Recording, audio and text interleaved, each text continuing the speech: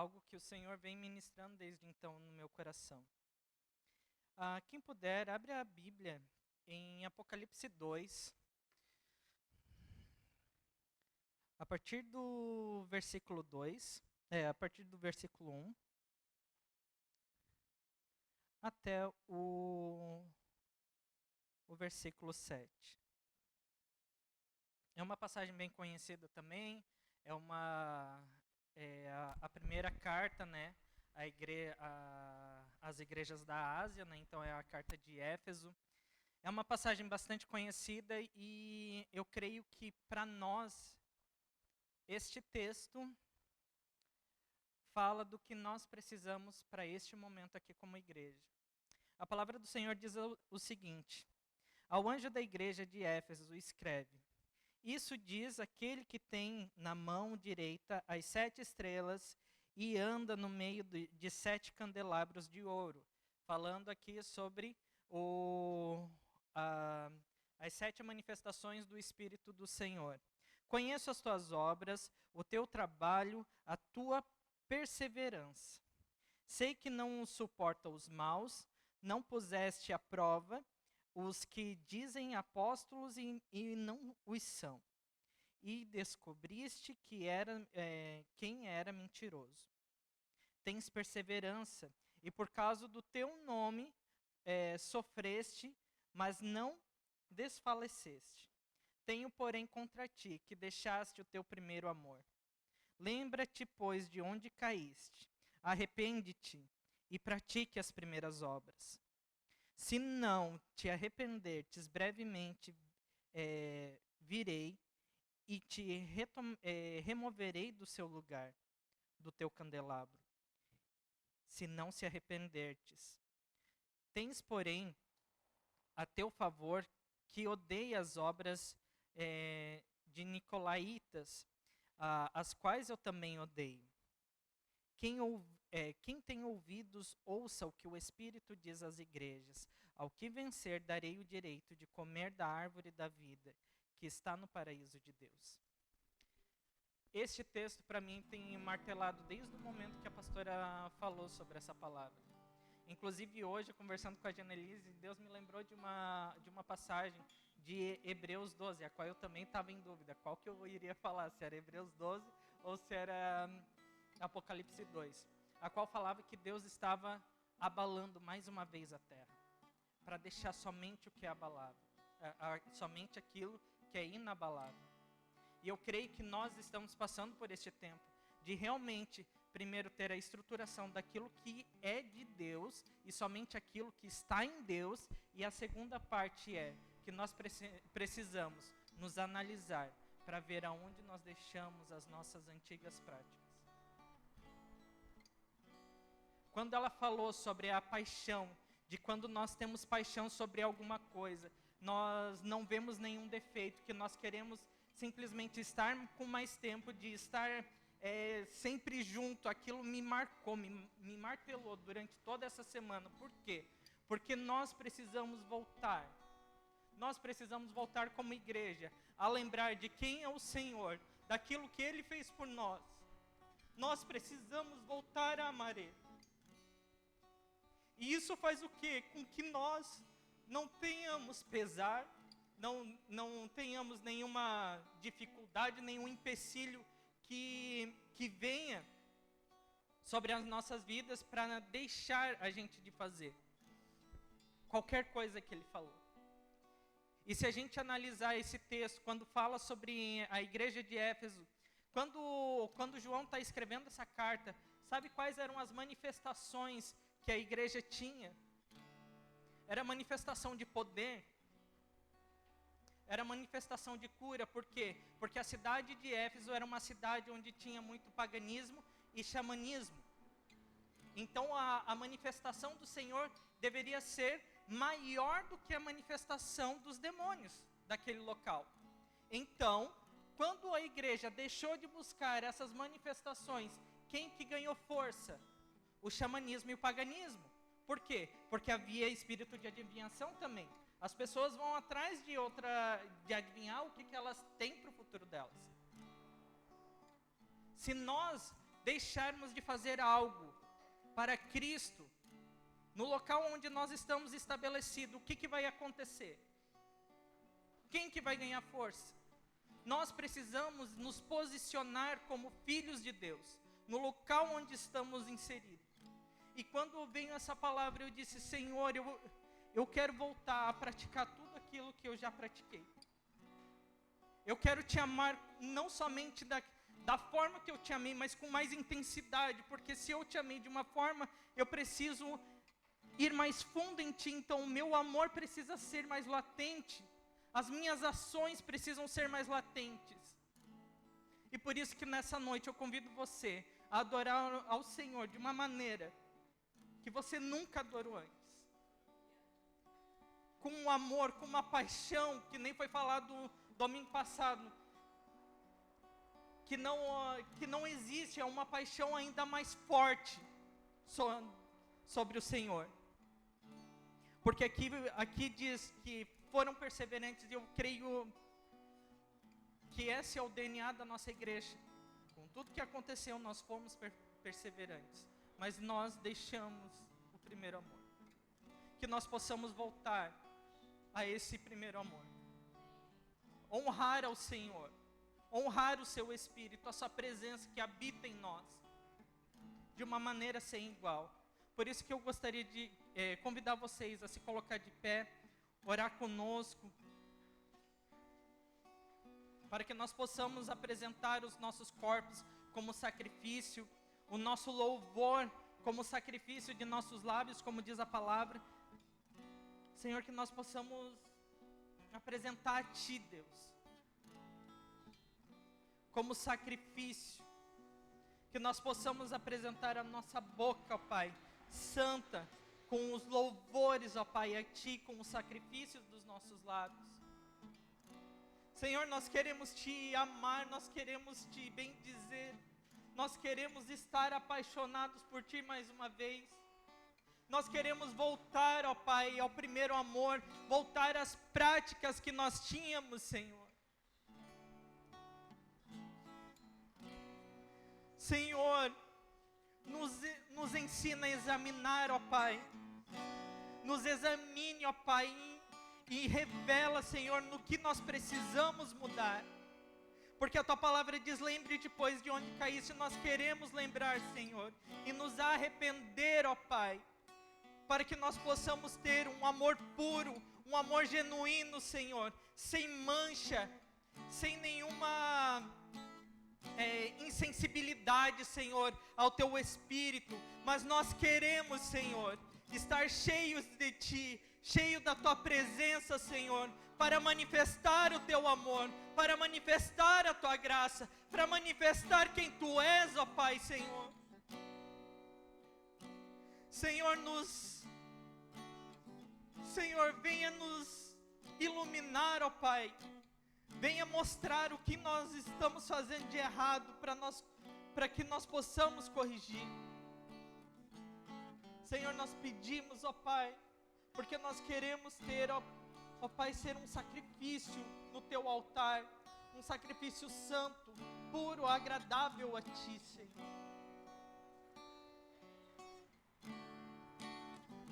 Senhor, nós queremos honrar quem Você é.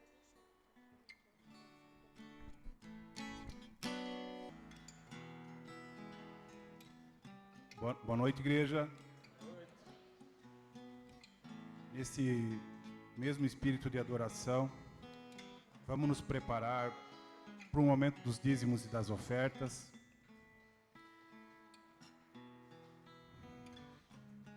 Esse é o momento onde que a fé deve predominar, né?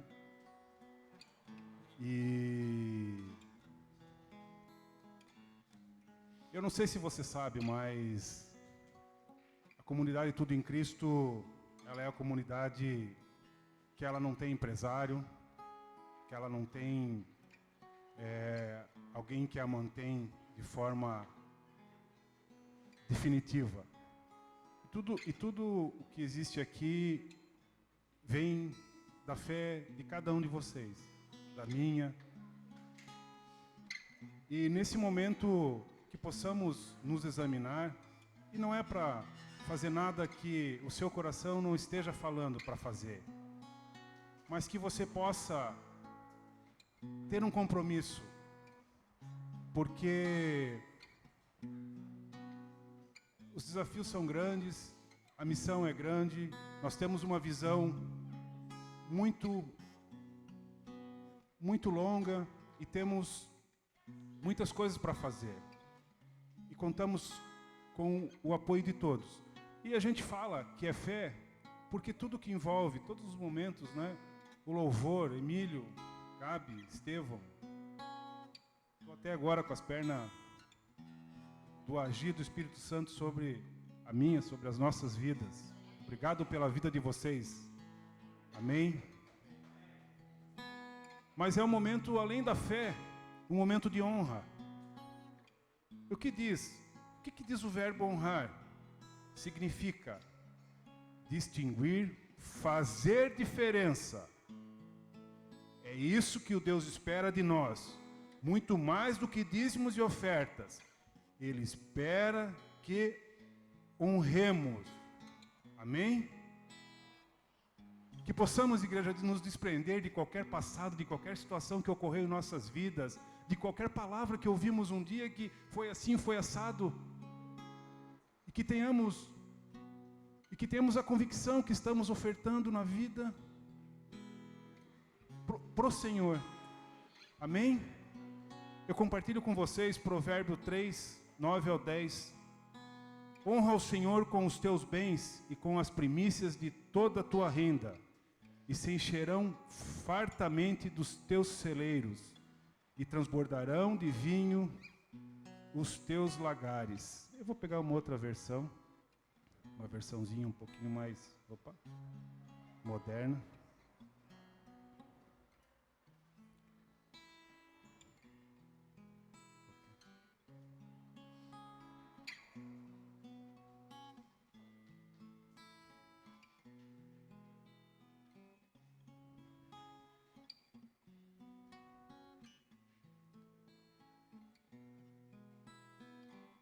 Adore a Deus, oferecendo-lhe o que a sua terra produz de melhor.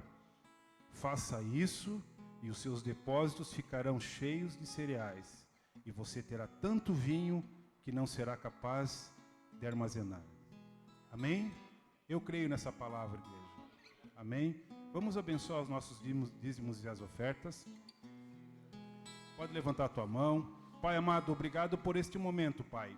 Obrigado, Pai, por aqui possamos colocar a nossa fidelidade, a nossa honra, Senhor. Pai amado, se estejamos com dificuldade, se estejamos com portas fechadas, Pai, que essas portas sejam abertas, Pai. Que eu possa, Senhor, priorizar, Pai, e honrar o Teu nome, Senhor, com os dízimos e as ofertas, Pai.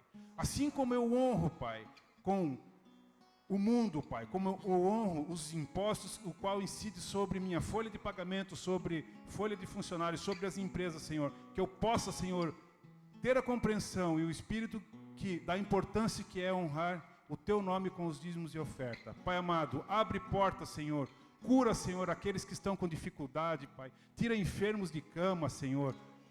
Coloca, Pai, sobre a vida de todas as pessoas, Senhor, sabedoria e discernimento para que busque, Senhor, dentro da Tua palavra, a solução para todos os seus problemas, Senhor. Multiplique, Senhor, tudo aquilo que venha a ser ofertado, Senhor. Devolva, Pai, em dobro, com saúde, sabedoria, com paz, com amor, com prosperidade, com tudo, Senhor. Obrigado, Pai, por tudo, em nome de Jesus, Senhor. Amém. Podem trazer.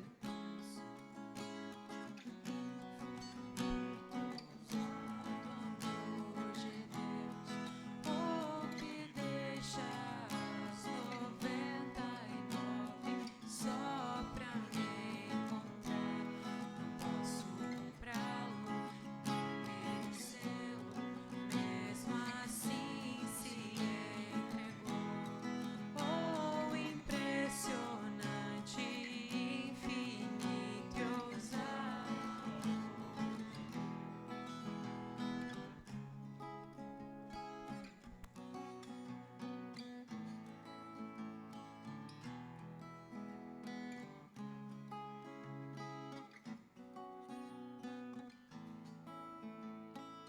Vamos aproveitar e vamos chamar as crianças, né? Sem correr. Teu pai não cuida de você? Não? Não. Nem a tua mãe? Nem a tua mãe?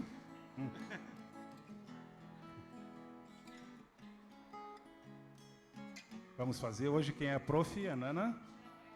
Ah, prof. Laura. Prof. Laura, chega aqui, prof. Vem buscar os alunos, prof. Toca aqui no tio. Uma aulinha abençoada para vocês.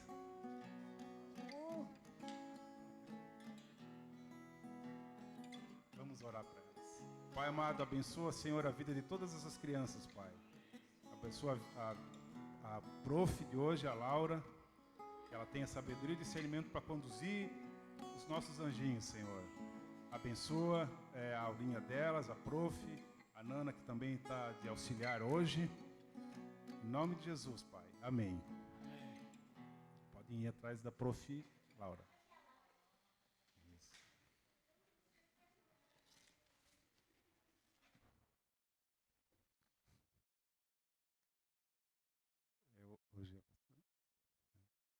Vamos chamar uma pastora nova aqui, pastora Vera. A pastora Vera vai nos trazer uma palavra abençoada.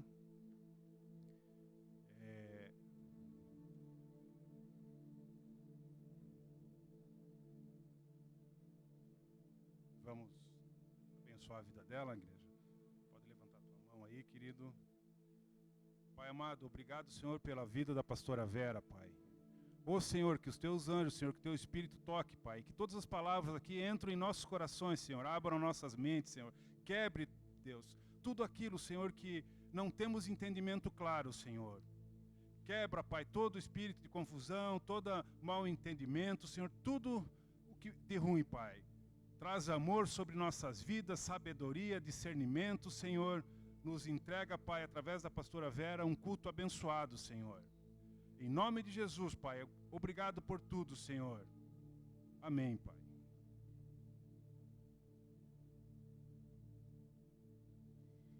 Obrigado, Marco. Boa noite a todos, a paz. Que glória, né, gente? Não sei vocês, mas eu já tinha vontade de arrancar o sapato ali, já. Fazer Oh, Deus, coisa maravilhosa que é a presença de Deus. A Bíblia diz que tudo que tem fôlego, louve ao Senhor. Que é onde existe a presença do Espírito, ali a liberdade. Coisa melhor do mundo é a gente ter a liberdade no Espírito, né? É sentir a presença de Deus, é poder estar na casa do Pai, né?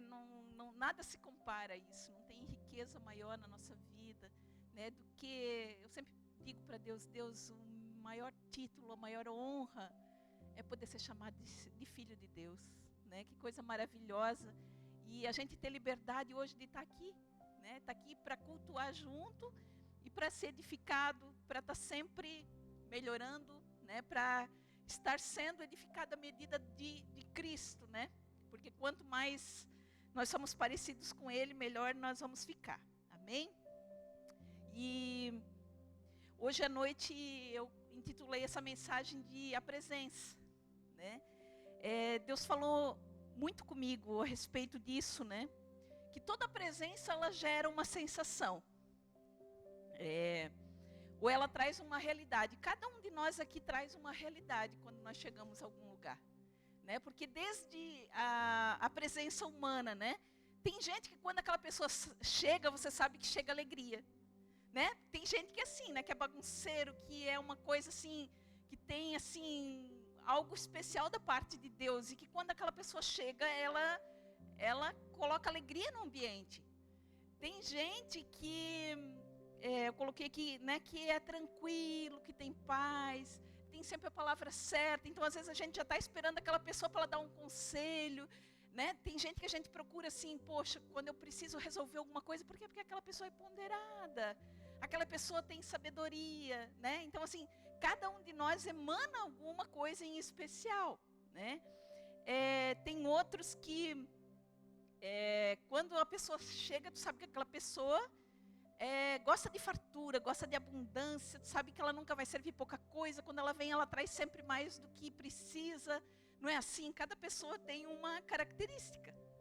Assim como tem aquela pessoa que traz confusão, né? Aquela pessoa que às vezes é pesada, que só reclama de tudo, e é muito triste isso, né? Tem um lado bom e tem um lado ruim, né? Tem aquelas pessoas que sempre têm uma palavra de esperança, não, vai dar certo, né? Nós temos fé, Deus vai ajudar a gente, né? Então, assim, cada um de nós vai sempre refletir alguma coisa na nossa vida, né? E principalmente nós vamos refletir daquilo que nós estamos abastecidos. Por quê? Porque nós somos o resultado daquilo que a gente olha, daquilo que a gente ouve, dos lugares que a gente frequenta, das pessoas com quem a gente anda. Nós vamos refletir aquilo que nós estamos abastecidos, né? Nós seremos o conjunto, né, daquilo que nós permitimos ser influenciados. Por isso que é tão importante estar aqui. Hoje vocês estão aqui para ser influenciados pela palavra de Deus. Hoje nós estamos aqui se submetendo à presença de Deus para quê? Para a gente ser alinhado com a vontade de Deus. Porque eu vi muita coisa assim essa semana, algumas coisas que me enviaram. E eu penso, gente, uma pessoa que ela não tem fé viver esse tempo enlouquece, porque é muita notícia ruim. É muita coisa para atormentar uma pessoa quando ela tem medo, quando ela está insegura. Gente, nós temos um privilégio de ter fé. Nós temos um privilégio de ter a palavra de Deus. Nós temos o privilégio de Deus ter nos atraído e a gente já conhecer a presença de Deus. Porque eu penso, gente, uma pessoa que não conhece Jesus nesse tempo, misericórdia. Né? Tá um tempo muito difícil de viver se a gente vê as circunstâncias, né? Porque muita coisa já estava acontecendo, mas agora parece assim que está mais intenso. Só que quando a gente tem a presença de Deus é diferente, né? Por quê? Porque o que nos governa é a fé. Porque o que nos governa é a pessoa dele e isso muda completamente todas as coisas, né?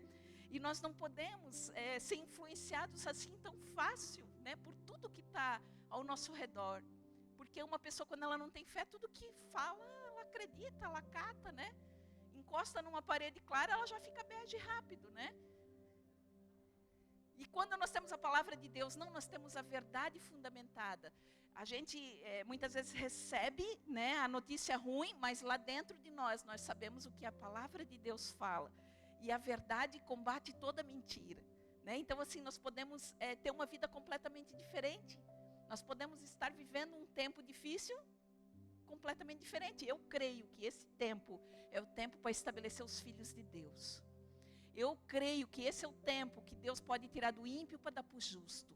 Eu creio que esse é o tempo que Deus está mudando histórias, sabe? Que Deus está dando novas oportunidades. E a Bíblia diz que a fé, à medida, vai ser aquilo que nós não vemos, mas que nós acreditamos. Então, assim, porque Deus é o dono do tempo, Deus é o dono de tudo. E Ele opera tanto o querer como o efetuar, Ele diz. Né? Então, assim, mas nós temos fé para crer no que Deus pode fazer? Ou a gente está tendo fé só na circunstância? Não, nós temos que ter fé naquilo que Deus vai fazer. Porque, como eu sempre digo, esse nosso Deus não é gente. Né? E assim, quando a tua vida não tem perspectiva, Deus pode mudar as coisas de um jeito. Por quê? Porque a glória daí é dele. Né? Porque daí você pode dizer, não, eu não tinha saído, eu não tinha perspectiva, eu não tinha, mas Deus fez. Né? Até eu estou seguindo uma página no Instagram, que eu acho muito interessante. O nome é, se eu não me engano, Foi Deus. E é lindo de ver, é um empresário muito bem sucedido, que a finalidade dele é glorificar Deus em qualquer coisa que ele faz. Da maneira como ele administra os negócios dele, da maneira como ele resolve os problemas, ou o que ele tem de dinheiro, ele investe muito em missão, ele faz muita obra de Deus. Então, assim, é muito bonito, mas ele o tempo inteiro reconhecendo de onde ele veio, o que ele era e o que Deus fez na vida dele. Então, é muito bom a gente se inspirar em coisas que vale a pena. Se você gasta o seu tempo, né, nas redes sociais, usa naquilo que vai edificar a tua fé. Usa em algo que vai inspirar o teu coração para algo de bom. Não fica gastando tempo em coisa que não vai gerar nada, né? E nós temos que cuidar, né, com tudo o que está acontecendo, porque nós não fomos criados para ser influenciados. Nós, como filhos de Deus, nós temos que ser os influenciadores. né? Porque Deus, ele nos chamou para ser sal e para ser luz. O sal, se você pensar, é uma coisa muito, é indispensável. É a coisinha mais sem graça, pequenininha, baratinha. Essa semana eu fui no mercado, um pacote de sal não custa R$1, 95 centavos. Eu disse, meu Deus, mas não bota sal na comida para você ver. Você pode botar alho, cebola, tomate, o cheirinho verde, pode enfeitar o negócio, mas não botou sal, aquilo ali não tem graça. Né? Então, assim, Deus fala que nós somos o sal. Que a gente pode ser uma coisa simples e parece assim tão discreta, mas que não pode ficar sem. E depois ele diz que nós somos a luz, né? A luz tá para quê? Para iluminar. Tá para, sabe, dissipar as trevas, sabe? Essa semana até foi interessante, foi ontem de manhã, que estavam trocando uns transformadores e algumas coisas lá na minha rua e estava sem luz. Gente, que coisa terrível. Eu fui 50 vezes naquela chave de luz, acender aquela luz. Eu não achava nada, eu abri o meu guarda-roupa, eu não achava nada, sabe? Eu digo, nossa, a gente não se dá conta que valor que tem a energia elétrica, né? E Deus diz que nós somos chamados para ser luz. E aí, daqui a pouco eu disse, não, vou abrir essa janela do meu quarto, porque eu não enxergo nada. E como é bom encontrar as coisas, né? E assim, Deus quer que nós sejamos essa luz, que quando a luz chega, nós encontra, expõe, né? Mostra as coisas, você acha, você encontra, que as pessoas possam olhar para você e encontrar a saída das coisas, ter palavra de vida, ter palavra de esperança. Não, aquela pessoa ali, ela vive de um jeito que ela me inspira, que quando eu olhar para ela, sabe, ela sei que ela pode me ajudar, porque eu estou vendo que ela tem uma coisa diferente, né? Tem coisas que as pessoas olham e dizem, mas tu tem uma coisa que eu não sei explicar, né? As pessoas, quando elas não conhecem a Deus, elas não conseguem explicar a presença de Deus na nossa vida. Aí sabem que tem uma paz, elas sabem que tem uma luz, mas elas não sabem nem que aquilo é a presença do Espírito Santo, né? Mas nós fomos chamados para isso. Deus te chama a iluminar. O diabo é o oposto. O oposto, ele vem para trazer treva. Deus quer que tu seja luz. O diabo quer fazer o quê? O diabo, ele sempre vem para isolar a pessoa, para separar ela de todo mundo. Pode ver, uma pessoa que fica depressiva, ela quer se trancar, ela quer ficar num quarto escuro, ela não quer luz. E o que a Bíblia diz que o diabo vem para? Matar, roubar e destruir. Deus vem para trazer vida e vida em abundância. Estão vendo como os dois senhores operam completamente em áreas opostas? E Deus diz que nós somos luz, nós estamos para iluminar, nós estamos para dar vida, né? A luz, ela dá vida, ela faz as plantas crescerem, né? Tudo isso, e nós estamos nesse mundo para fazer diferença. Nós temos que nos regozijar nesse tempo, porque nós nascemos para esse tempo. Nós nascemos nesse tempo para estar cheio do Espírito Santo, para inspirar as pessoas, para ajudar, porque eu nunca vi um tempo onde a gente precisa socorrer tantas pessoas. Eu nunca vi orar por tantas pessoas, eu nunca vi tanto pedido desesperado, tanta pessoa, né? Então, assim, esse é o melhor tempo para nós, gente, como cristão. Esse é o melhor tempo, só que nós temos que estar conectados. Só que a gente tem que estar sensível à voz do Espírito Santo. Por quê? Porque senão a gente não vai enxergar. Eu sempre peço, Senhor, não quero só um olhar humano, eu quero um discernimento no Espírito, porque o teu discernimento, ele faz ver o que meus olhos não enxergam. Então, quando eu encosto numa pessoa, Deus fala algumas coisas que o meu olho natural não vai ver. Né? E muitas vezes nós temos que nos mover pelo Espírito, porque o Espírito vai fazer a gente discernir os ambientes, as situações e tudo. Para quê? Para que a gente seja bem sucedido em tudo que a gente vai fazer. Então, como eu falei, né, os dois reinos são muito diferentes. E nós temos que escolher sobre qual reino nós queremos ser estabelecidos. Né? Um reino é o reino da luz e o outro é o reino das trevas. Um é o reino da vida, outro é o reino da morte. Um é o reino da fé, outro é o reino do medo. Um é o reino daquilo que tudo é possível e o outro do impossível. Então, assim, nós temos que escolher sobre qual governo nós queremos estar. Sobre qual é o regime que vai governar a minha vida. A fé ou o medo? Né? O resultado do que você experimenta é a consequência daquilo que você acredita e escolhe. Né? Porque nós temos que fazer escolha. Não quer dizer que a nossa fé é perfeita. Nós passamos situações que nós sentimos medo, que nós sentimos insegurança. É normal. Mas, mesmo assim, eu tomo uma decisão. Não, eu escolho isso aqui. Eu quero acreditar, então eu vou, peço socorro, né? Eu me aproximo de gente que pode me ajudar. Eu oro a Deus, né? Eu confesso a Deus, Senhor, ó, tem essa situação, eu preciso da tua ajuda, né? Então, assim, nós temos que acreditar e escolher. Não, eu posso até sentir, mas eu não vivo por aquilo que eu sinto. Deus vai aperfeiçoar essa fraqueza que eu tenho. Eu entrego minha fraqueza para Ele, Ele vai transformar em força. Né? O medo, não quer dizer que a gente nunca tem medo, mas muitas vezes a gente tem que tomar uma decisão e ir com medo mesmo. Que no meio do caminho, Deus muda o nosso coração e Ele dá intrepidez, Ele dá coragem, Ele dá a presença do Espírito Santo. E por causa da fé em acreditar que Deus está indo conosco, Ele muda toda a situação. E agora eu quero abrir o Salmo 63, para a gente estar lendo. Eu vou ler na Nova Versão Transformadora.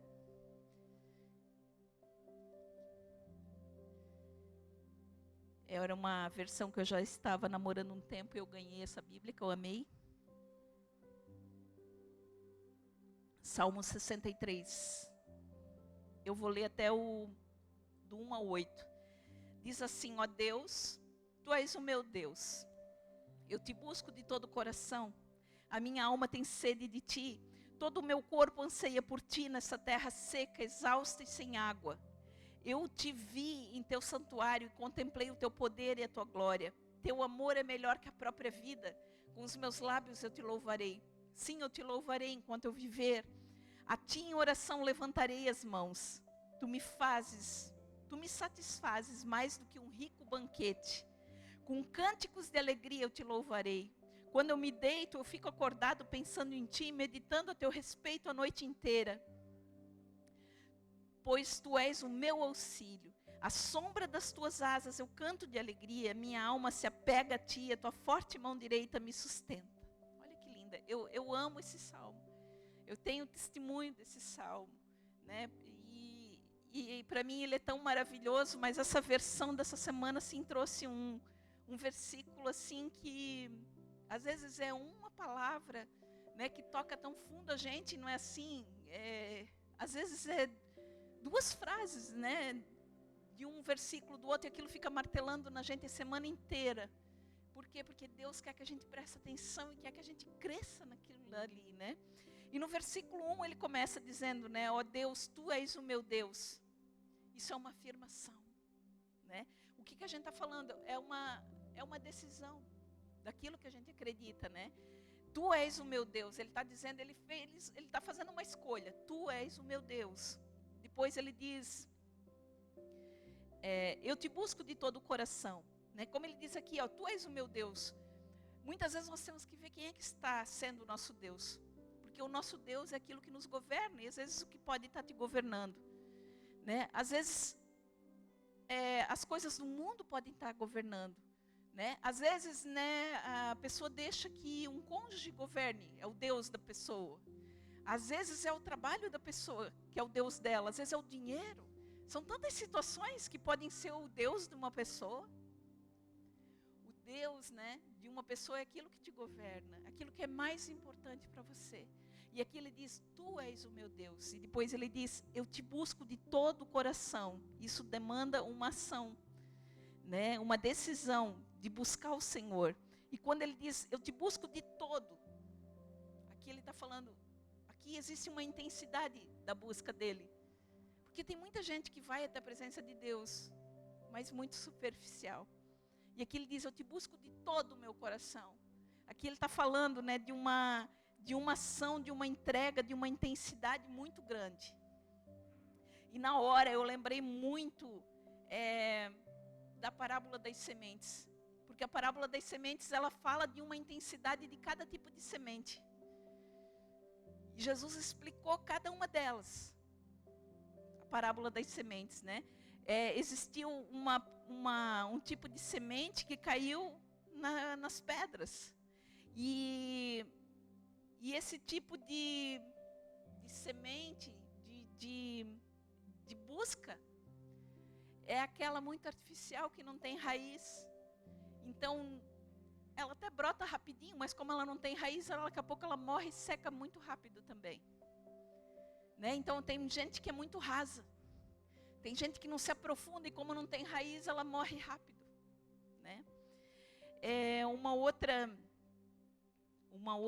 Um outro tipo de semente caiu na beira do caminho, né? A Bíblia diz que são aquelas pessoas que não compreendem as coisas, por isso que nós temos que entender. A gente não pode estar só aqui recebendo, como a gente tem que procurar entender, porque aquilo que eu não entendo, se eu não entendo, eu não vivo aquilo. E a Bíblia diz que tem um tipo de semente que cai numa terra que não tem entendimento. Então, como não tem entendimento, o diabo vem e rouba tão ligeirinho aquela semente que não dá nem tempo de acontecer nada com ela. Existe também um tipo de semente que ela cai no meio dos espinhos. São aquelas sementes que tem muita preocupação. A pessoa está sempre muito ocupada, né? Muita riqueza. E a Bíblia diz que num instante também ela se perde. Mas existe um tipo de semente boa, a Bíblia diz, que é aquela semente que ela ouve, compreende, cresce e produz. Essas características de uma boa semente que Jesus explicou. E essa semente ela produz muito, mas primeiro, ela ouve. Como eu disse, e ela não só ouve, ela compreende. E quando ela compreende, ela cresce e produz.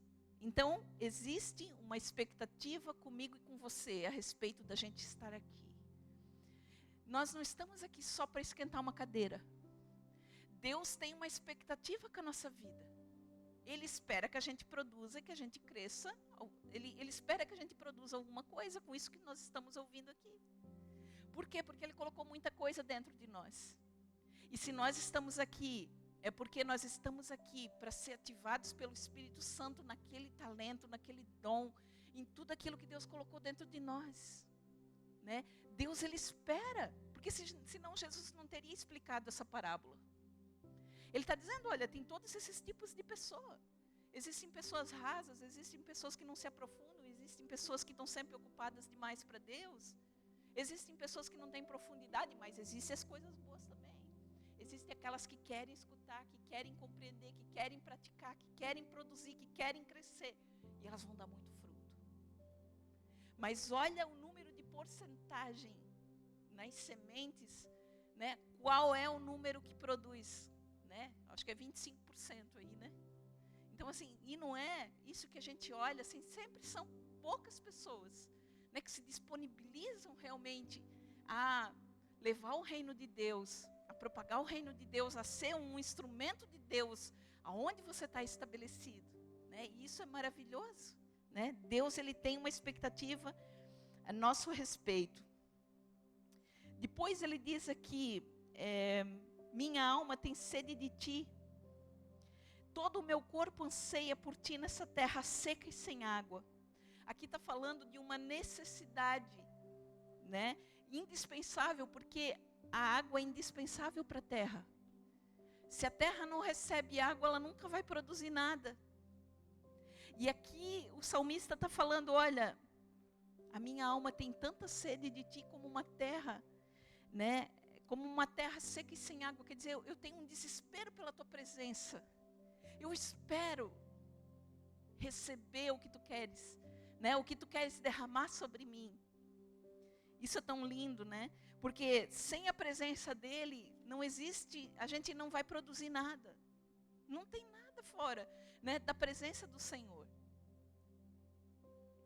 Aqui ele reconhece a dependência, a necessidade, né, da presença de Deus. No versículo 2 ele diz, eu te vi em teu santuário e contemplei o teu poder e a tua glória. Olha que lindo, eu te vi em teu santuário. Aqui ele fala de um verbo ver. É o que a gente falou. Muitas vezes nós podemos ver e não enxergar. Por isso o discernimento no espírito. Nós podemos olhar muita coisa e não perceber. Realmente, né, compreender realmente. E aqui ele diz, eu vi. Quer dizer, eu enxerguei o teu templo e eu contemplei o teu poder e a tua glória. Ele não só viu, mas ele contemplou. É muito diferente, né? Contemplar fala de uma ação de fixar os olhos com encantamento, prestando atenção. Quando eu contemplo, eu paro tudo e eu me concentro. Porque eu posso estar vendo muita coisa, que eu posso ter uma visão periférica aqui, eu estou vendo todo mundo aqui. Mas quando eu contemplo, eu posso estar contemplando a pastora Marisa. Agora eu estou vendo que ela está balançando a cabeça. Tá? Eu não estou vendo o que o Eduardo está fazendo naquele canto, porque eu estou contemplando ela. Eu estou prestando atenção. E aqui ele está falando, eu vi, e eu contemplei. E por causa dessa contemplação, ele disse que ele viu o poder e a glória de Deus. Olha o que nós falamos aqui, né? Quando nós contemplamos a presença de Deus, quando nós prestamos atenção, vai haver uma manifestação de poder e de glória, porque Deus, Ele ama recompensar aqueles que buscam Ele. É impossível, porque onde tem Deus tem vida, onde tem Deus tem recompensa. Por quê? Porque Ele ama. Deus, Ele é um Deus de abundância, Deus, Ele é um Deus, sabe, que quer ver os seus filhos bem, que quer ver os seus filhos felizes. Isso é maravilhoso.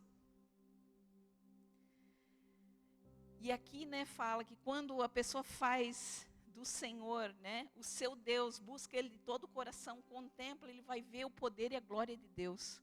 E nós não podemos perder isso, essa visão de que Deus, Ele continua sendo poderoso, e Ele continua sendo glorioso, Ele continua operando as mesmas coisas. Nós temos que crer, porque nós vamos ver.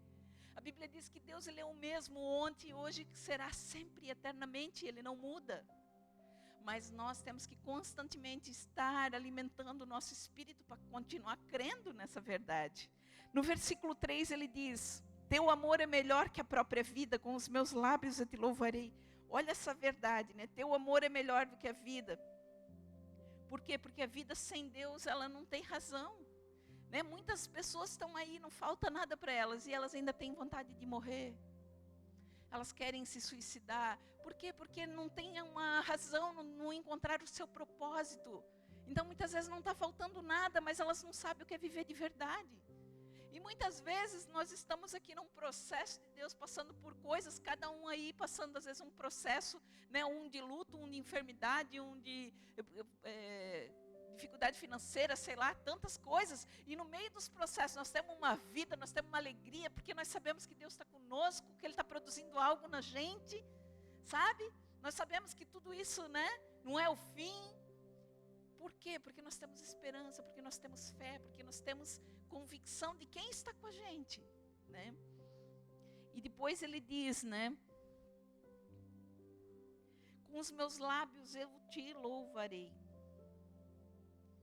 Isso é maravilhoso.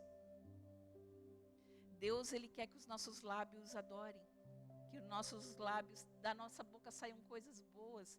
A Bíblia diz que a boca fala do que o coração está cheio. Se o nosso coração estiver cheio da presença de Deus, a nossa boca vai falar coisas boas, vai exaltar, vai louvar, sabe? Vai adorar, vai glorificar. No 4 ele diz, sim, eu te louvarei enquanto eu viver, a ti em oração levantarei minhas mãos. Aqui ele está falando, fazendo uma afirmação, eu vou te louvar enquanto eu viver, não é por um tempo, não é enquanto está bem. Enquanto tudo parecer estar bem, aqui ele está dizendo, eu vou fazer isso durante toda a minha vida. Porque porque é uma convicção daquilo que eu creio. A minha fé, ela não muda conforme as circunstâncias, como eu sempre falo aqui, nós não podemos servir a Deus por emoção. Porque se nós servirmos por emoção, tem dia que a gente não está legal. Né? Todo mundo aqui é gente. E tem dia que a gente fica abalado, abatido. Existem algumas coisas que às vezes quer entristecer ou preocupar. Por quê? Porque a gente é humano, mas eu não me movo por aquilo que eu sinto, eu me movo por aquilo que eu creio. E aqui ele está falando, mas então eu tenho decidido dentro de mim que eu vou te louvar toda a minha vida. Eu não vou te louvar por um curto período de tempo, vai ser do começo ao fim, vai ser para sempre. E depois ele diz, em oração eu levantarei as minhas mãos. A oração é o quê? É um relacionamento. A oração é um relacionamento, eu vou me colocar na presença de Deus. Eu vou reconhecer essa presença. No 5 ele diz assim, tu me satisfazes mais que um rico banquete, com cânticos de alegria te louvarei. esse versículo ficou na minha cabeça a semana inteira. Tu me satisfazes mais do que um rico banquete. Que palavra. Que palavra para escrever aqui. Ele é a nossa satisfação. Muitas pessoas não sabem como lidar com tantos problemas, com tanto vazio, com tanta carência, com tanta coisa. Ele está dizendo, eu quero te satisfazer mais do que um rico banquete. Gente, um banquete, ele já demanda algo que tem muita fartura, que tem muita abundância. Não é assim, quando você vai num lugar que tem muita coisa boa, você sai de lá rolando. Você come mais do que você precisa, porque tudo está tão bonito, tudo está tão gostoso, é tanta coisa e você vai pegando. Não tem mais fome, mas, eu não resisto, vou experimentar. Não é assim, um banquete não é assim. Poxa, não, eu não tenho mais fome, mas vem o rodízio. Não, eu já estou cheia. Não, mas agora está passando um negócio ali que não tinha vindo até agora. Vai esse também.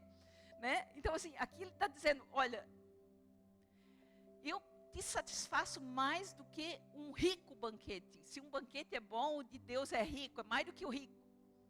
Então, pensa que ele quer trazer satisfação. E o que é satisfação? É uma saciedade, né? Sair mais do que satisfeito, né? Então, assim, Deus ele quer dar essa saciedade na presença de Deus. Cada vez que nós estamos carentes de alguma coisa em alguma área, Ele diz que Ele quer ser a satisfação da nossa vida. Então, assim, em qualquer área que você está sendo atacado, que você sente insegurança ou alguma coisa, vai para a presença de Deus, porque Ele diz, eu quero te satisfazer. E a satisfação é se sentir completo. Quando a gente se sente completo, a gente não quer buscar mais nada. E eu lembrei muito daquele versículo que diz na hora, a alma farta pisa favos de mel, mas o faminto, para todo faminto, o amargo é doce. Se Deus quer nos satisfazer e nos fartar, pensa que esse versículo diz, olha, uma alma, quando ela está satisfeita, ela pisa favo de mel. Quer dizer o que? Ela consegue recusar até o que é bom. Porque existem tentações que são boas, não é? Existem ofertas. O diabo nunca vai tentar a gente com o que é ruim. Ele vai tentar com aquilo que é a nossa concupiscência, aquilo que é um desejo grande, que ele sabe que a gente gosta. E a Bíblia diz, olha, uma alma satisfeita consegue pisar favo de mel. Quer dizer, consegue pisar até o que é doce, o que é gostoso. Mas diz assim, mas aquele que está faminto, até aquilo que é ruim fica bom. Só que o resultado, misericórdia. Né? Aquele que está faminto, que está desesperado, que está vazio, ele quer qualquer coisa. Não, eu quero qualquer coisa que passar na minha frente, porque eu estou com esse desespero dentro de mim. Não interessa se é bom ou se é ruim, eu preciso de alguma coisa. Só que ele diz, vai transformar até o amargo em doce. O amargo nunca vai virar doce, só na cabeça. Na hora que a pessoa quiser conceber o erro, mas depois vai ter um prejuízo muito alto. E não é brincadeira. Até essa semana eu escrevi uma frase que dizia, né? Como é que falava? Eu até deixei registrado. Que muitas vezes sim, né? O nosso desespero por algo, para suprir algo, né? Na hora do desespero pode ser tão rápido, mas depois um prazer a curto prazo pode trazer um prejuízo a longo prazo. Então, cuidado com toda oferta que vem para você, para querer te abastecer num curto prazo, rapidinho, sabe? Porque isso pode ter um preço tão alto. O preço é muito alto a longo prazo. A oferta é rápida, mas o preço é em muitas prestações. E isso é muito, muito terrível.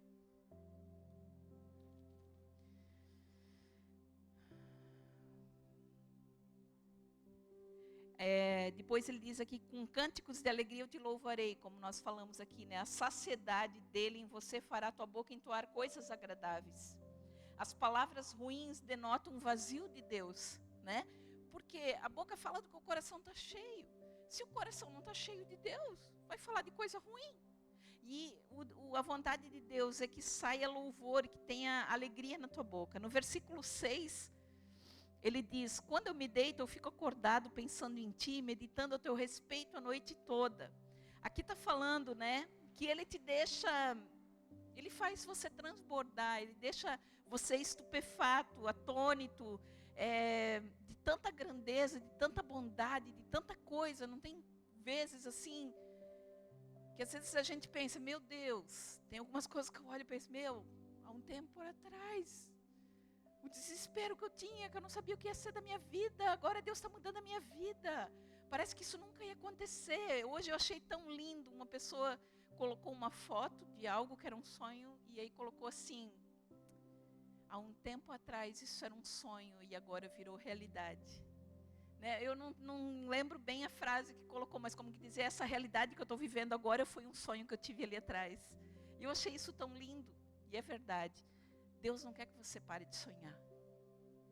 Né? Deus, Ele quer que a gente tenha sonhos nele, porque aquilo que a gente concebe nele não é impossível. Só que tem que existir um propósito, né?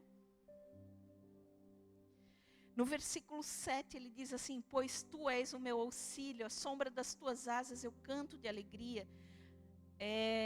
Tu és o meu auxílio, né?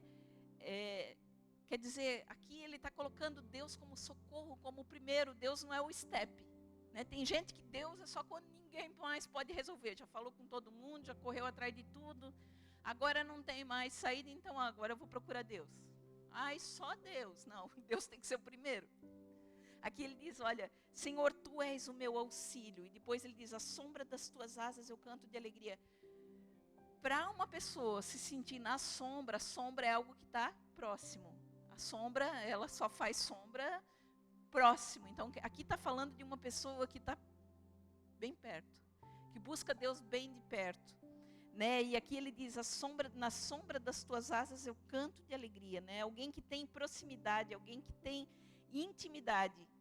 E por causa disso, canta de alegria. Eu lembro muito desse versículo aqui.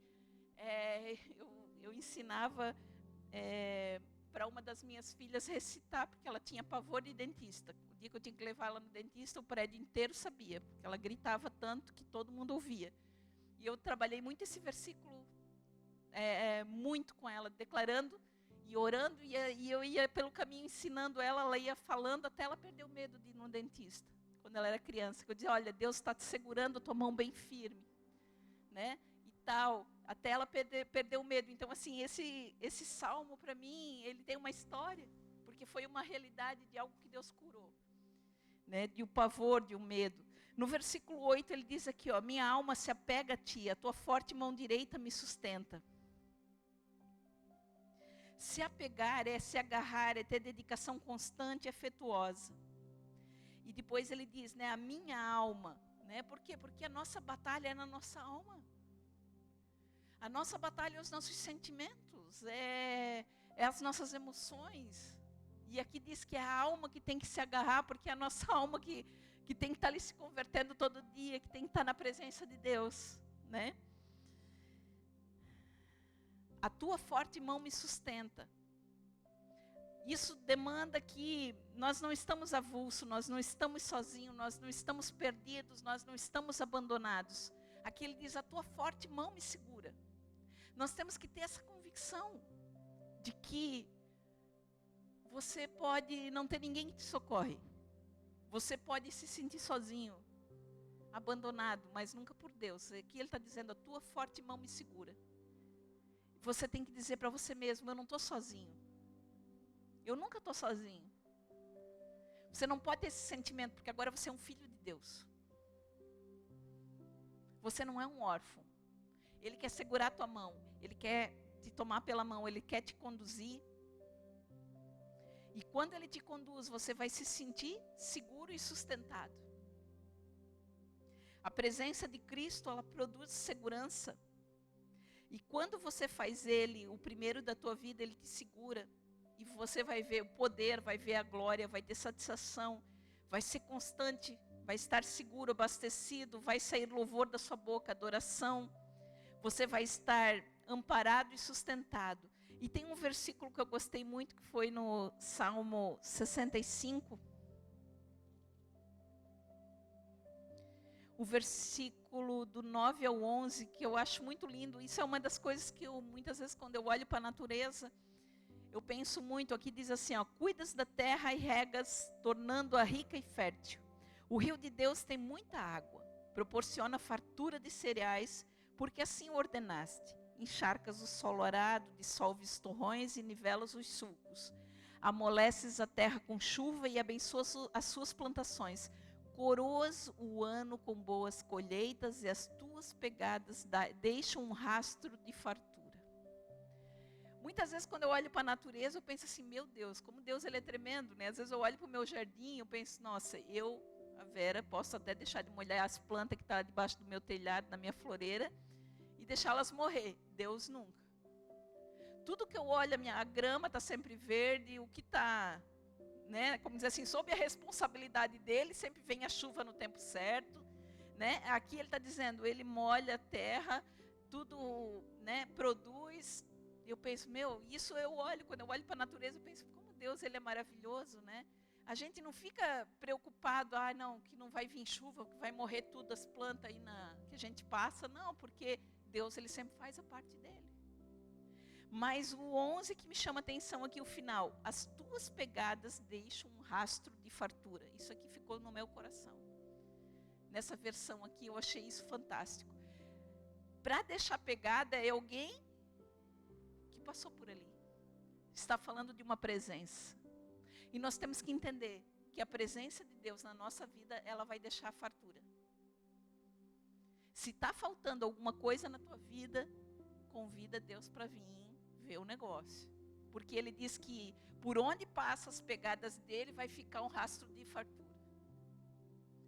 O que está seco na tua vida? Qual é a área? Né? Às vezes pode ser emocional, né? Às vezes a pessoa tem um problema emocional. Eu não sei. Qual é a questão?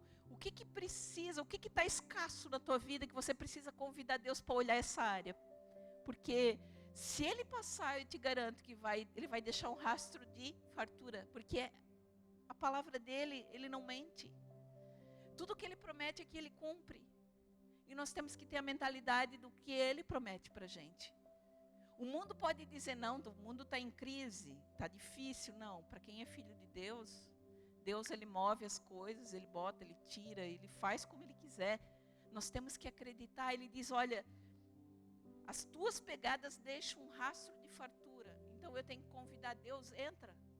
Entra aqui na minha casa. Senhor, entra aqui, ó. Entra na minha vida, olha minhas emoções. Senhor, entra. Convida o Senhor. Convida a presença dele a entrar onde existe alguma escassez da tua vida. Onde existe alguma falta, para você ver a transformação que ele vai trazer. Respeita o processo. Porque muitas vezes, até ele trazer a fartura, ele tem que te preparar para administrar isso. Ele não pode dar de uma hora para outra, porque senão tem gente que na fartura fica insuportável. Tem gente que não pode ter nada, perdão da palavra. Então, muitas vezes existe um processo, né? Para não haver orgulho, para não haver soberba, para existir um propósito, porque a coisa pior que tem é alguém ter alguma coisa sem propósito. A pessoa fica arrogante. Sabe, aquilo não tem nem eira nem beira. Já vi muita gente se perder. E esse não é o propósito de Deus. Qual é o propósito daquilo que eu tenho? Qual é o propósito da minha vida? Qual é o propósito da fartura, da presença de Deus sobre a minha vida? É ajudar as pessoas. Qual é o propósito da minha casa? É abençoar as pessoas. Eu estava rindo. Fui fazer compra ontem, o tamanho da minha compra, eu olhei, mandei a foto para as meninas, disse assim, olha, dá para dizer que isso aqui é um carrinho de uma mulher que é sozinha. Não, porque a minha casa está sempre cheia, está sempre lotada, vai muita comida, eu gosto de gente. Eu gosto de gente. Minha casa todo mundo vai parando, vai passando. Quando eu chego, às vezes eu chego, minha casa já está cheia, com 7, 8, eu saio, às vezes já boto a chave lá que eu tenho que sair. É assim. Mas por quê? E não falta nada, porque eu entendi uma coisa. Deus, ele financia a família. Eu não vivo por um orçamento humano. Eu gasto no meu orçamento, mas a minha fé é do tamanho de Deus. E como eu sei que Deus ama a família, eu sei que nunca vai faltar nada. Então, nossa, eu tenho prazer em oferecer isso, porque eu sei que isso é um projeto de Deus. É um projeto de Deus a hospitalidade, é um projeto de Deus você amar as pessoas com a mesa, é um projeto de Deus. Né? Então, assim, tudo que você tem que ter um propósito. Não pode morrer em você. Você tem um carro para quê? Você tem a sua família para quê? Nós temos essa igreja aqui para quê, gente? Não está só para nós ficar sentado aqui. Está para a gente convidar outras pessoas. Nós estamos com um monte de coisas novas. Para fazer evangelismo agora na vizinhança. Vamos fazer de novo o nosso café que sábado de manhã, se unir, orar. Está nascendo muita coisa nova, mas vamos trabalhar porque nós temos que ganhar pessoas. A igreja ela tem que se manifestar, porque senão ela não tem razão de ser igreja.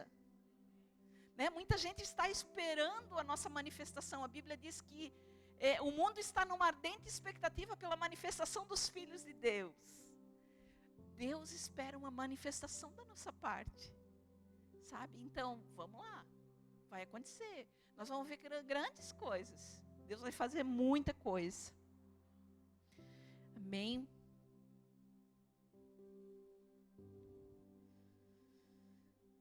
Então, existe essa fartura de Deus para a nossa vida, né?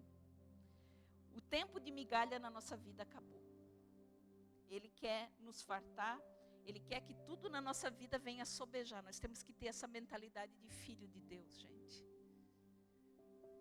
Qualquer mentalidade de pobreza, de escassez, de miséria, nós temos que repreender da nossa vida. Em qualquer coisa. Que quiser te diminuir, te fazer retroceder, sabe? Em qualquer coisa. Pensa que isso nunca é a vontade de Deus para a tua vida. Porque a vida de Deus é expansão. Né? Ele quer que a gente resplandece. Ele quer que a gente ilumina. Deus não tem problema que a gente apareça. Porque Ele diz que é para nós resplandecer. Levanta e resplandece essa luz. Por quê? Porque foi Ele que colocou as coisas que tem dentro de você. Então, assim, tudo que nós temos de bom é para dar glória para Deus. É para que a nossa vida venha apontar para Deus. Para que as pessoas possam olhar e dar glória para Deus, que é o dono da nossa vida. Né?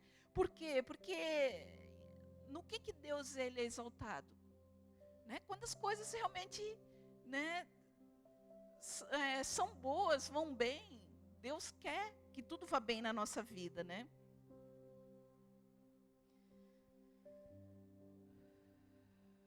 E muitas vezes, né, só nós podemos tomar posse das coisas de Deus. A verdade de Deus, ela está aqui à nossa disposição. Agora, é o que eu sempre digo, as pessoas elas podem ter a mesma oportunidade, mas elas podem ter resultado diferente. Por quê? Porque cada uma vai fazer alguma coisa, ou não vai fazer nada. Aquelas que fazem alguma coisa com o que tem, elas vão obter um resultado. E, de repente, a outra pessoa veio, recebeu o mesmo que eu recebi, mas como ela não fez nada, ela não vai produzir nada. Isso é muito sério. Então, só cabe a nós tomar posse ou não daquilo que Deus tem para a gente. E eu gosto muito daquela palavra também que me veio muito, que fala em Apocalipse, que Ele é Rei de reis e Senhor dos senhores. Aqui está falando de um posicionamento, né? Rei de reis, não é rei dos reis, é rei de reis. Rei está falando de governo. E ele está dizendo, eu sou rei dos reis, vocês são reis, vocês são pessoas que foram estabelecidas aqui nessa terra para governar. Deus estabeleceu a gente aqui como seus representantes. E ele diz, eu sou rei de reis, eu sou senhor de senhores. A segunda parte também, senhor de senhores. Senhores são pessoas que têm uma herança, que administram alguma coisa. A pessoa, para ela ser senhor, ela manda. Né? Não diz o ditado, manda quem pode, obedece quem tem juízo. E ele está dizendo, eu sou senhor de senhores. Então ele tem um governo estabelecido, que ele quer que nós nos apropriamos como reis e sacerdotes aqui nessa terra. E ele diz que ele é Senhor de senhores. Isso está falando de uma herança. Nós temos uma herança. Humanamente, às vezes a gente pode olhar, eu não tenho onde cair morto. Em Deus eu tenho uma herança. Eu digo, oxa, já está tudo aí nas regiões celestiais. Às vezes me perguntam alguma coisa, não, ainda não chegou, mas já está aqui, ó. Por Porque ele diz que ele já abençoou, ele já nos abençoou, ele não vai abençoar, ele já nos abençoou com todas as bênçãos nas regiões celestiais. Se eu tenho um sonho, que existe um propósito de glorificar Deus, vai acontecer. Vai acontecer. Eu creio, eu tomo posse. Faz projeto para glorificar o nome de Deus, que tem um propósito para exaltar o nome de Deus, que ele vai acontecer. Né? Então, ele é Senhor de senhores. Você tem uma herança. Você é filho. E um filho, ele pode ter uma herança. Mas se ele não tiver maturidade, ele não poderá administrar e nem usufruir essa herança. Né? Um filho, ele pode até ter uma herança. Mas tem aquela herança que o filho ele só pode administrar quando ele tiver maturidade. Porque antes daquela idade ou de qualquer coisa, ele não vai poder assumir, porque ele não tem juízo para administrar aquilo. Então, assim, Deus ele estabeleceu heranças para a nossa vida através da cruz. Mas ele espera uma maturidade para que a gente venha administrar essa herança. Ele já nos estabeleceu, né? Então, o governo e a herança estão nos esperando. Outra coisa que nós estamos falando aqui de presença de Deus. Eu lembrei muito daquele versículo que diz que na presença de Deus, até a tristeza tem que saltar de alegria. Gente, a presença de Deus na nossa vida, a marca de um filho de Deus tem que ser alegria. Porque a Bíblia diz que até a tristeza salta de alegria na presença de Deus. Então, você tem que lembrar dessa palavra. O dia que você se sentir triste, você diz, olha, tristeza, começa a pular, porque o Rei dos Reis está aqui comigo, Senhor dos Senhores, e a tristeza não pode permanecer. Por quê? Porque Deus nos fez para ter alegria. Essa palavra está no livro de Jó. Em Êxodo 33:14, Deus falou para Moisés, né? A minha presença irá contigo para te fazer descansar. A presença de Deus na nossa vida vai trazer descanso. Se você não consegue descansar, vai para a presença. Lembra sempre do Salmo 91, que aquele que está abrigado na sombra do esconderijo de Deus, na sombra do Altíssimo, vai ter descanso. Então, assim, você tem descanso. Uma das marcas daqueles que são os filhos de Deus é a paz. A paz é a herança. A alegria é tua herança. A presença de Deus, ela está para estabelecer, né, tudo isso. O Salmo 16:11 diz assim, ó. Tu me farás conhecer a vereda da vida, a alegria plena da tua presença e eterno prazer à tua direita. Pensa o que é viver na presença de Deus. É tristeza? Nunca. Uma pessoa que vive na presença de Deus, é para ela estar satisfeita. É para ela ter prazer. É para ela, aqui diz, ó, tu vais me fazer conhecer a vereda na vida. Quer dizer, tem gente que não tem rumo. Tem gente que não sabe para onde ir, não sabe o que vai fazer. Deus, ele diz que ele vai nos ajudar sempre com o caminho que nós vamos escolher. Ele não quer a gente perdido, inseguro, né? Se alguma vez vem esse tipo de sentimento de assaltar, pega a palavra de Deus. Declara a palavra de Deus. Eu lembro que muitas vezes eu comecei a dizer, não, eu não preciso mais ter medo, porque agora eu não estou sozinha.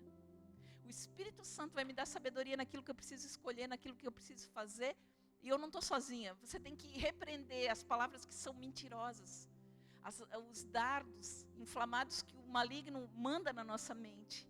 Nós temos que repreender com a palavra de Deus. Não, Deus ele fala que ele vai nos ensinar o caminho que nós vamos escolher, então nós não vamos ficar confundidos.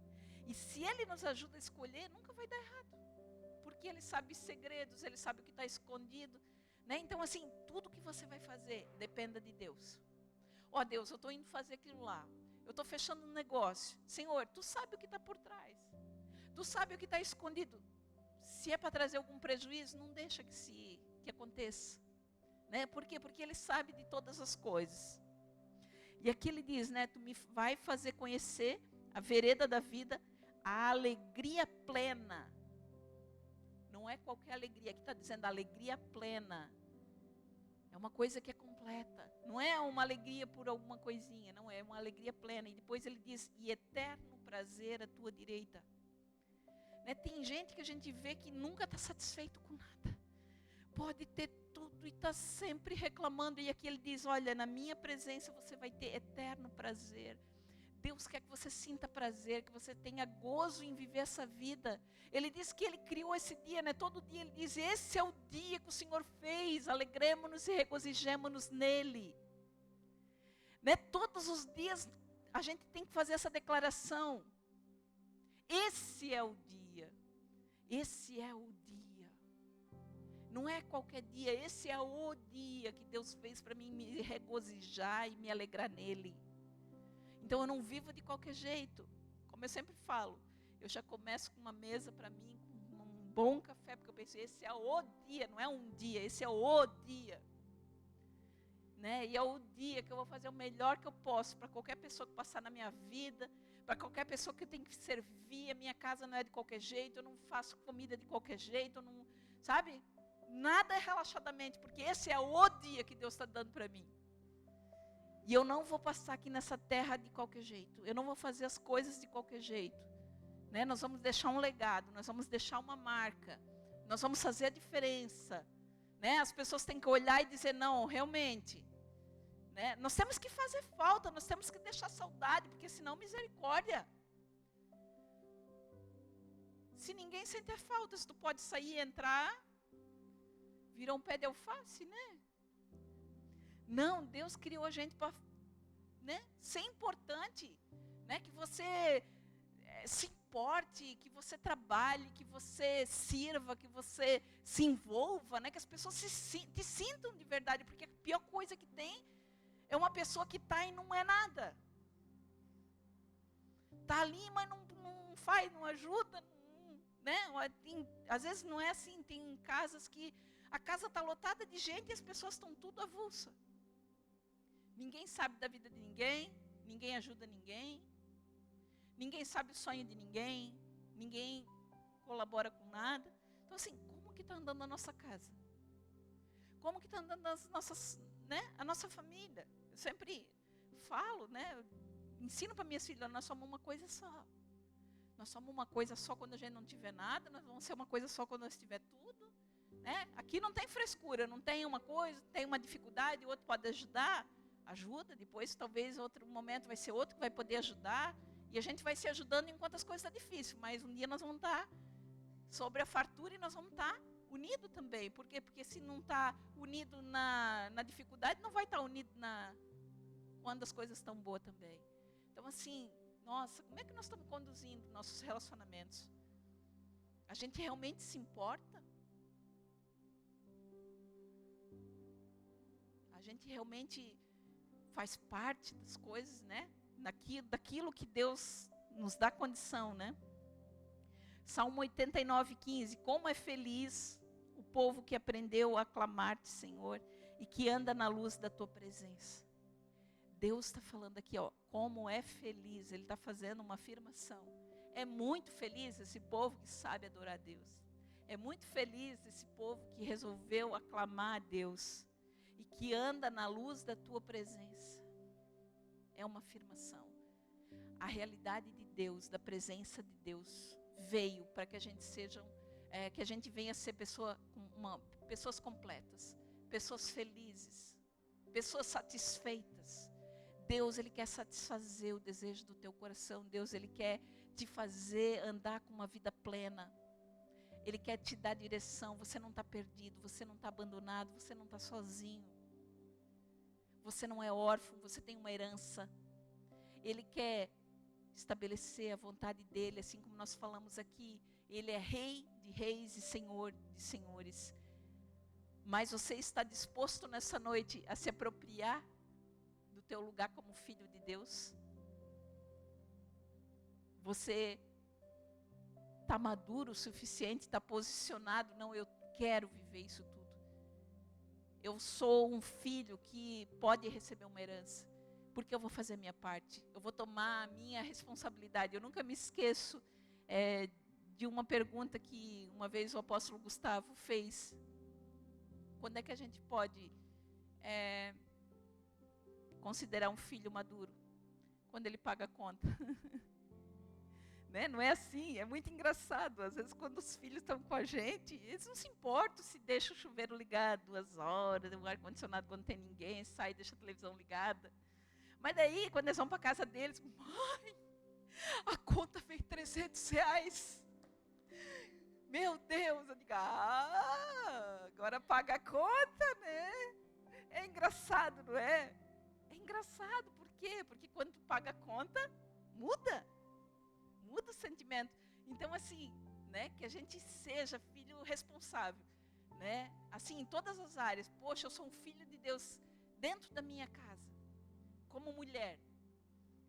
O que cabe a minha responsabilidade para trazer felicidade para minha casa? Né?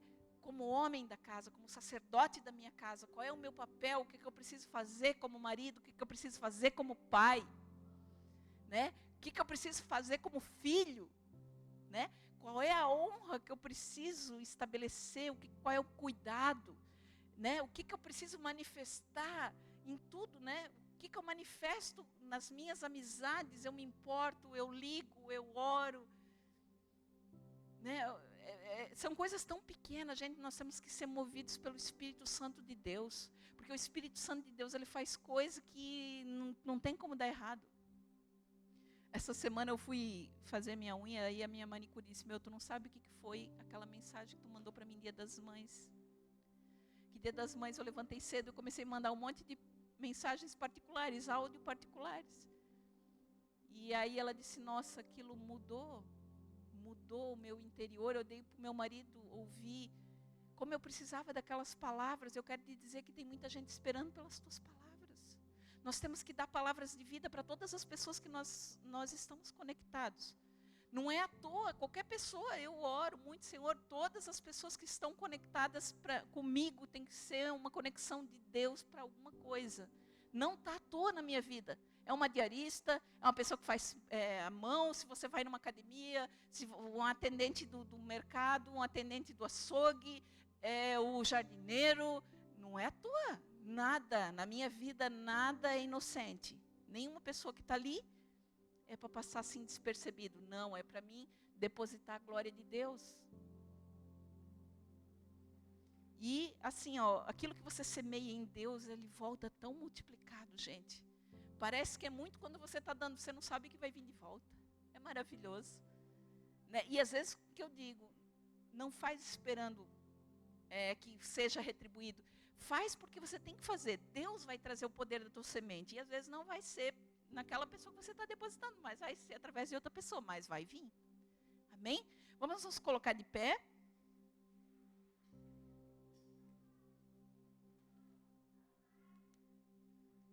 Aleluia. Senhor, nós queremos te adorar. Obrigado por poder estar na tua casa, Senhor. Obrigado, Senhor, porque a tua presença é o melhor lugar que nós podemos estar, Senhor. Obrigado pelo mover do teu Espírito sobre esse lugar. Queremos te agradecer, Senhor, pela liberdade, Senhor, por esse momento, Senhor, que é tão maravilhoso, Senhor, essa oportunidade de poder estar aqui nesse lugar tão agradável, Senhor. Tudo que tu tens estabelecido para nós aqui, Senhor, e tudo que está, Senhor, para ser realizado. Queremos orar, Senhor, para que a presença do teu Espírito, Senhor, esteja, Senhor, sobre cada homem, sobre cada mulher, sobre cada jovem, sobre cada criança, Senhor. Declaramos, Senhor, que não é inocente a nossa presença aqui nessa casa. Senhor, nós estamos aqui, Senhor, para ouvir, para compreender, como nós falamos aqui nessa noite. Mas tu queres também que a gente venha crescer e produzir, Senhor. Tu tens uma expectativa conosco. E nós nos colocamos em ti, Senhor. Porque tu és a fonte, Senhor, que jorra da vida eterna, Senhor. E tu nos capacita aquilo que nós somos, Senhor, incapazes. Nós estamos aqui, Senhor, nessa noite para reconhecer. Senhor, sem ti nós não podemos fazer nada. Mas em ti nós podemos fazer todas as coisas, porque tu nos fortalece. Obrigado porque o teu Espírito, Senhor, ele ativa o nosso espírito. Obrigado, Senhor, porque tu és maravilhoso, Senhor. Oh Deus, e agindo, Senhor, ninguém pode impedir nada contra a nossa vida. E, Senhor, nós declaramos, Senhor, que nessa noite planos estão sendo elaborados, propósitos estão sendo estabelecidos. Declaramos, Senhor, que eles vão ter sonhos, eles vão ter visões, Senhor. Oh Deus, eles vão ter ideias, eles vão ter estratégias. Deus, em nome de Jesus, eu declaro, Senhor, que eles vão ser revestidos de amor, porque o amor é a marca daqueles que são os filhos de Deus. Eu declaro, Senhor, uma unção de amor, de misericórdia, de graça, de sabedoria, de favor, de conselho. Eu declaro que a pessoa de Cristo que está sobre eles, Senhor, Deus vai estabelecer graça e favor por onde eles passarem. Em nome de Jesus, as portas vão se abrir. Oh Deus, assim como tu fosse, Senhor, com o teu povo em tantas vezes, eu declaro que tu continuas o mesmo, Senhor, sobre a vida deles. Eu declaro, Senhor, que a glória que está sobre eles, Senhor, vai trazer esse favor e as portas vão se abrindo, Senhor. Oh Deus, os propósitos vão ser estabelecidos, Senhor. Vão haver conexões de Deus para a vida deles, Senhor. Eu declaro que eles vão estar nos lugares corretos, nos momentos exatos e com as pessoas, Senhor, corretas. Deus, em nome de Jesus, fecha essas portas que não são tuas, porque a Bíblia diz que a porta que tu abre, ninguém pode fechar, mas se aqui tu fecha, ninguém pode abrir. Senhor, fecha as portas de engano, fecha as portas de mentira, fecha as portas de distração, de interesse, as portas malignas, as portas que trazem prejuízo, em nome de Jesus. Mas nós declaramos que é um tempo novo, um tempo de vida, um tempo que vai ser, Senhor, vai ter eles vão ser ressarcidos de todo prejuízo, em nome de Jesus. Declaramos, Senhor, que vão haver muitos testemunhos, em nome de Jesus, mover de Deus. É um tempo novo. Oh Deus, quando o mundo fala que é um tempo de crise, é um tempo de mudança para os filhos de Deus. É um tempo de glória. É um tempo de milagre. É um tempo de mudar histórias daqueles que são os filhos de Deus. Oh Deus, é um tempo que vão haver sonhos realizados, que vão ser propósitos, vão ser estabelecidos. Porque tu queres trocar, Senhor, muita coisa. Tu queres tirar muita coisa da mão dos ímpios e trazer para a mão do justo. Mas Deus, os teus filhos têm que estar maduros e prontos, Senhor, para administrar toda a herança que o Senhor quer colocar na vida deles. Em nome de Jesus, estabelecemos sobre esse lugar, Senhor, todos os ministérios, Senhor, ó Deus, que vão ser estabelecidos e que vão funcionar, Senhor, para aperfeiçoar a tua igreja. Ó Deus, Senhor, todos que precisam, Senhor, ministério de louvor, o ministério das crianças, dos homens, das mulheres, dos pré-adolescentes, de jovens. Senhor, declaramos que grandes coisas nós vamos fazer nesse bairro, nessa cidade, no estado, no país, no mundo, Senhor. Oh Deus, declaramos, Senhor, que tu não tens limite, Senhor, porque aonde nós estamos estabelecidos, aí é o lugar do reino de Deus. Oh Deus, declaramos que nada resiste. As portas do inferno, Senhor, não vão prevalecer contra a tua igreja. Declaramos que nós, Senhor, derrubamos, nós anulamos, nós arrancamos, Senhor, todo espírito maligno que se levanta contra a tua igreja. Oh Deus, para trazer preguiça, indiferença, dureza de coração, em nome de Jesus. Mas nós declaramos, Senhor, um tempo de salvação, um tempo de restauração, um tempo de perdão, Senhor, um tempo, Senhor, de renovar as forças daqueles que estão cansados. Oh Deus, de trazer a luz para aqueles que estão confusos, em nome de Jesus. Declaramos que a tua igreja está cheia da tua glória. Declaramos que é um tempo, Senhor, onde a tua igreja vai se manifestar e que muitos frutos nós vamos ver, Senhor, para que o teu nome seja glorificado. Abençoa, Senhor. Ah, Deus, os homens, Senhor, como sacerdotes, Senhor, como homens valorosos, Senhor, em nome de Jesus, chamamos a prosperidade, oh Deus, de todas as áreas sobre a vida deles, Senhor, a prosperidade financeira, a prosperidade espiritual, a prosperidade emocional, oh Deus, toda a autoridade constituída dentro das suas casas, Senhor, oh Deus, em nome de Jesus, para que as suas famílias sejam, Senhor, viçosas, vigorosas, Senhor, e frutificantes. Declaramos, Senhor, mulheres sábias, Senhor, mulheres que se submetem aos seus maridos, mulheres, Senhor, valorosas, edificantes, Senhor, inteligentes, Senhor, oh Deus, boas administradoras, Senhor, em nome de Jesus, filhos obedientes, oh Deus, filhos que vão crescer no caminho do Senhor, oh Deus, que vão ser uma geração poderosa andando aqui nessa terra.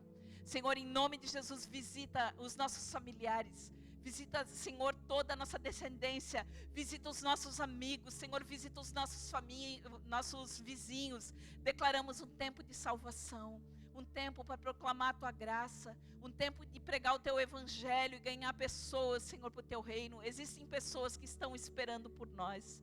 Abre os nossos olhos, Senhor. Oh Deus, para que o teu reino seja estabelecido onde tu quiser estabelecer. Te agradecemos, Senhor, e te damos todo o louvor para a glória do nome de Jesus. Amém?